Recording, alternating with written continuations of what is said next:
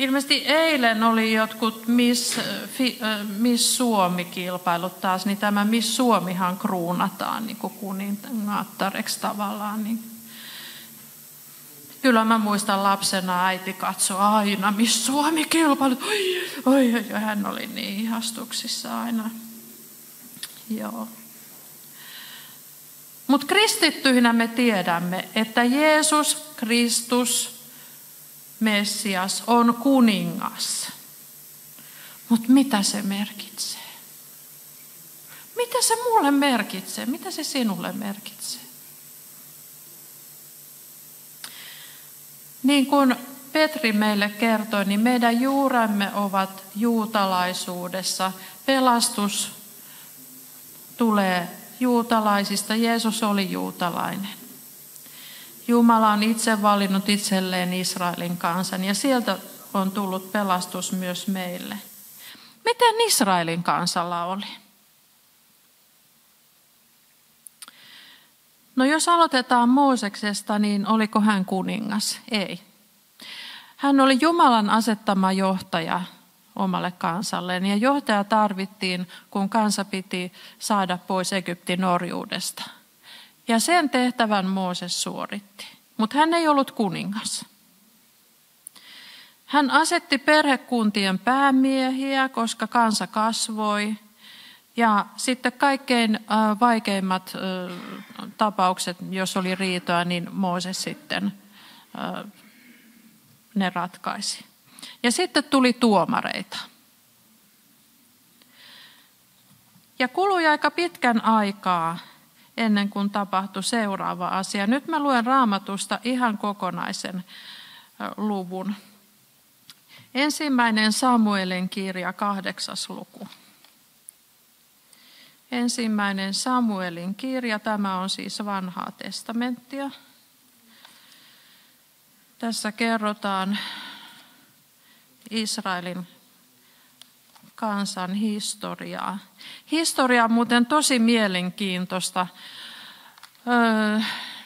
Mä joskus ajattelin, että mä haluaisin niin kuin historian opettajaksi, mutta tämä Jumalan kansan historia, se vasta mielenkiintoista onkin.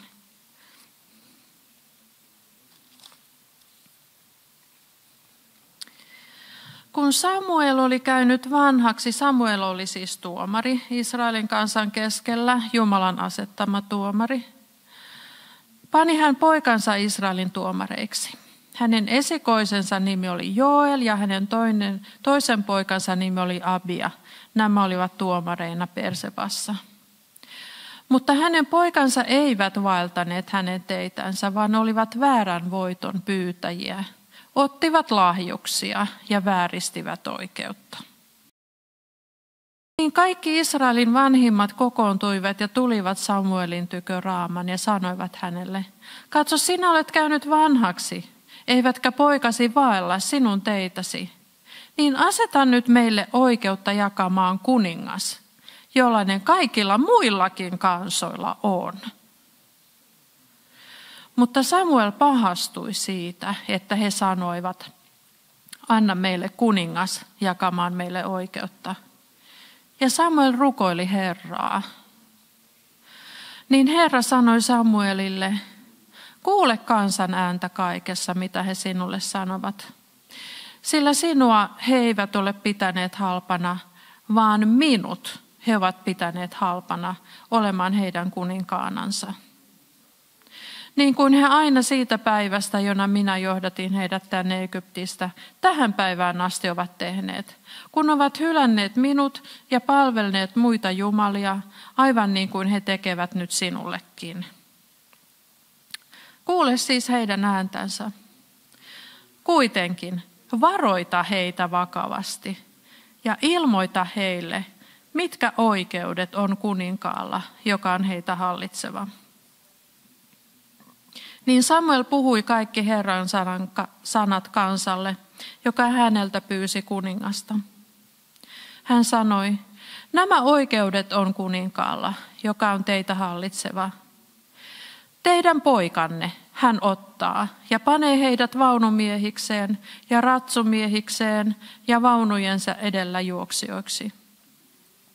Myöskin hän panee heitä 1050 päämiehiksi ja kyntämään hänen kyntöjänsä ja leikkaamaan hänen viljaansa sekä tekemään hänelle sotatarpeita ja vaunutarpeita. Ja teidän tyttärenne hän ottaa voiteiden tekijöiksi, keittäjiksi ja leipojiksi. Hän ottaa teidän parhaat peltonne, viinitarhanne ja öljypuunne ja antaa ne palvelijoillensa. Ja hän ottaa kymmenykset teidän kylvöstänne ja viinitarhojenne sadosta ja antaa ne hoviherroillensa ja palvelijoillensa. Hän ottaa myös teidän palvelijanne ja palvelijattarenne ja parhaat nuoret miehenne sekä aasinne ja teettää niillä työnsä. Ja hän ottaa kymmenykset teidän lampaistanne ja te tulette hänen palvelijoiksensa. Silloin te huudatte Herraa kuninkaanne tähden, jonka olette itsellenne valinneet, mutta hän ei silloin teitä kuule.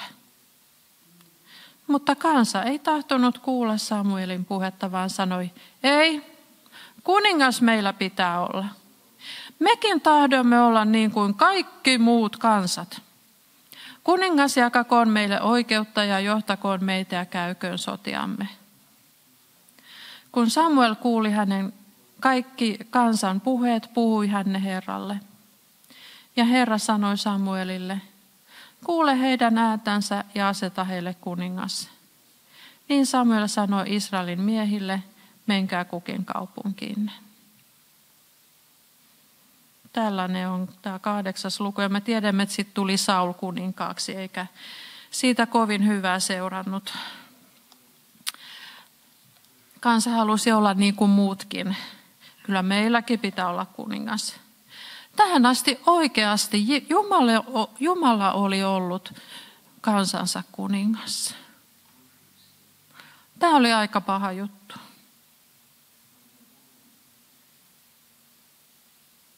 Kyllä aika ajoin tulee sellainen, että mäkin haluaisin olla niin kuin noi muut.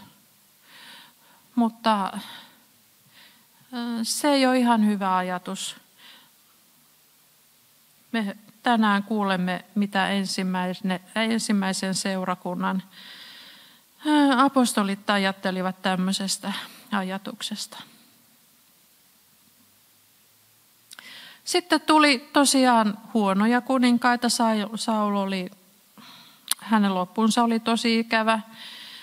Tuli myös hyviä kuninkaita. Kunnes sitten profeetta Hosea voihkaisi tämmöisen lauseen, että missä on nyt sinun kuninkaasi? Siis nämä kuninkaat eivät tuoneet onnea kansalle.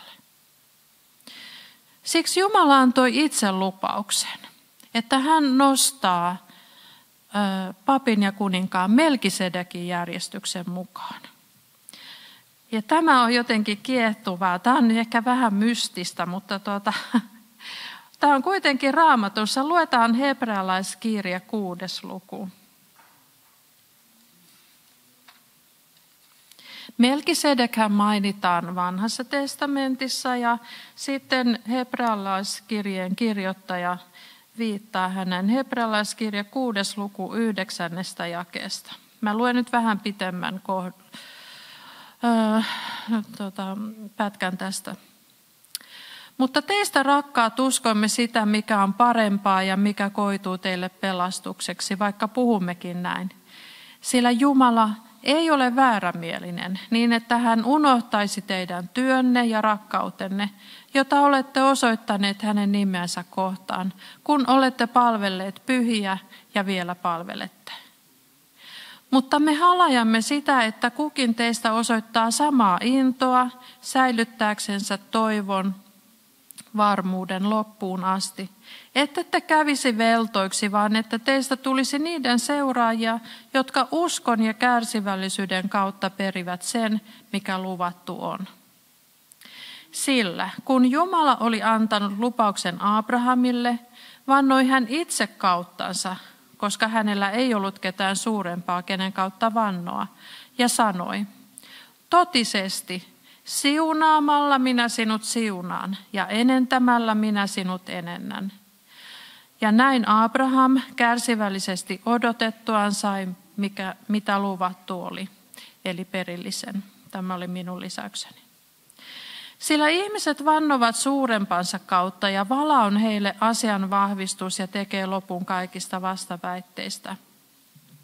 Sen tähden kun Jumala lupauksen perillisille vielä tehokkaammin tahtoi osoittaa, että hänen päätöksensä on muuttumaton, vakuutti hän sen valalla, että me näistä kahdesta muuttumattomasta asiasta, joissa Jumala ei ole voinut valehdella, saisimme voimallisen kehoituksen, me jotka olemme paineet pitämään kiinni edessämme olevasta toivosta. Se toivo meille on ikään kuin sielun ankkuri, varma ja luja, joka ulottuu esiripun sisäpuolelle asti, jonne Jeesus edellä juoksijana meidän puolestamme on mennyt, tultuaan ylimmäiseksi papiksi Melkisedekin järjestyksen mukaan, iankaikkisesti. Ja jatketaan 7. lukua. Sillä tämä Melkisedek, Saalemin kuningas, Jumalan korkeimman pappi, joka meni Abrahamia vastaan, hänen palatessaan kuninkaita voittamasta, ja siunasi hänet, jolle Abraham myös antoi kymmenykset kaikesta, joka ensiksi, niin kuin hänen nimensäkin merkitsee, on vanhurskauden kuningas, ja sen lisäksi vielä Saalemin kuningas, se on rauhan kuningas, jolla ei ole isää, ei äitiä, ei sukua, ei päivien alkua eikä elämän loppua, mutta joka on Jumalan poikaan verrattava. Hän pysyy pappina ainaisesti. Katsokaa kuinka suuri hän on, jolle itse kantaisä Abraham antoi kymmenykset parhaimmasta saalistaan. Jeesuksen aikanahan pappeus, siellä oli vielä tämä Jumalan ohjeiden mukaan rakennettu temppeli pystyssä ja siellä oli nämä uhritoimitukset, joita papit suorittivat, niin sehän meni suvussa, Aaronin suvussa ja sitten siellä olivat leeviläiset. Jeesus ei tullut kummastakaan suvusta, ei isän eikä äidin puolelta. Siis isä nyt, Joosefhan ei ollut Jeesuksen oikea isä. Me tiedämme, että Jumala oli Jeesuksen isä. Mutta Maria oli hänen ihan oikea äitinsä, mutta Mariankaan suku ei ollut kumpaakaan tätä sukua, mistä papit ja leeviläiset tulivat. Mutta Jeesuksen pappeus olikin Melkisedekin järjestyksen mukaan. Ja tämä Melkisedek oli mielenkiintoinen, kun hän oli sen lisäksi, että hän oli pappi, hän oli myös kuningas. Saalemin kuningas, siis Jerusalemin.